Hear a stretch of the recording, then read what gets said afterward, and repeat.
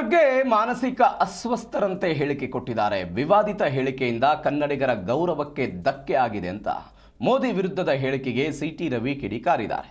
ಬೆಂಗಳೂರಿನಲ್ಲಿ MLC city Ravi ವಾಗ್ದಾಳಿ ನಡೆಸಿರುವುದು ಮಲ್ಲಿಕಾರ್ಜುನ್ ಖರ್ಗೆ ವಿರುದ್ಧ.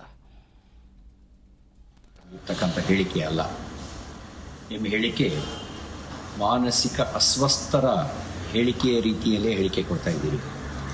ನಿಮ್ಮ ಪಕ್ಷ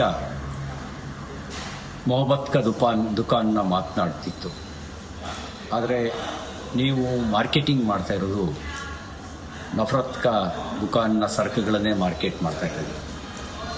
ಗುಜರಾತ್ನ ಜನರನ್ನು ಅನಕ್ಷರಸ್ಥರು ಅಂತ ಹೇಳಿದ್ರಿ. ಪ್ರಧಾನಮಂತ್ರಿ ನರೇಂದ್ರ ಮೋದಿಯವರನ್ನ ಭಯೋತ್ಪಾದಕ ಅಂತ ಕರೆದಿದ್ದೀರಿ. BJP RSSನ ವಿಷಜಂತು, ಅದನ್ನು ಕೊಲ್ಲಿ ಅಂತ ನೀವು ಮುಸಲ್ಮಾನರನ್ನ ಎತ್ಕಟ್ಟೋ ಕೆಲಸ ಮಾಡ್ತೀರಿ. ಇದೆಲ್ಲ ನೋಡಿದಾಗ ನೀವು ಮೆಂಟಲ್ ಹಾಸ್ಪಿಟಲ್ ಪೇಷಂಟ್ ರೀತಿಯಲ್ಲಿ ವರ್ತನೆ ಮಾಡ್ತಾ ಇದ್ದೀರಿ ಅಂತೇಳಿ ಬಹುತೇಕ ಜನ ಭಾವಿಸಿದ್ದಾರೆ.